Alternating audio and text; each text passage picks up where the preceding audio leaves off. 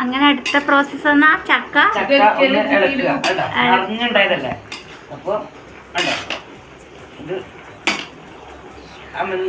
അമിഞ്ഞില്ലേ നല്ലോണം. ചക്ക നന്നായിട്ട് മിണ്ടിട്ടുണ്ട്. ഇതിനകത്ത് കുറച്ച് മഞ്ഞപ്പൊടി ഇട്ടിട്ടുണ്ടായിരുന്നു. മഞ്ഞപ്പൊടി കുറവായിരുന്നു. കുറച്ച് മഞ്ഞപ്പൊടി ഉപ്പും കൂടെ ഇട്ടിട്ടുണ്ടായിരുന്നു. മഞ്ഞൾപ്പൊടി ഉപ്പും കുറഞ്ഞതുണ്ട്. നമുക്ക് അടുത്തത് അരപ്പ് ചേർക്കല. ഇതിനകത്ത് ഉള്ളി, ജീരകം, പെരുംജീരകം, ചെറിയുള്ളി, വെളുത്തുള്ളി, കറിവേപ്പില, തേങ്ങ ഇത്രയും കൂടെ ഒന്ന് ഒതുക്കുക.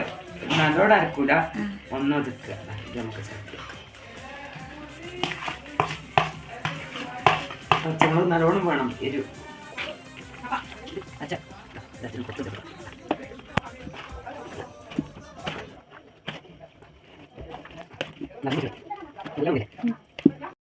അപ്പൊ നമ്മൾ വലിയ ഇലയിലും രണ്ടായിട്ട് കട്ട് ചെയ്യട്ടെ.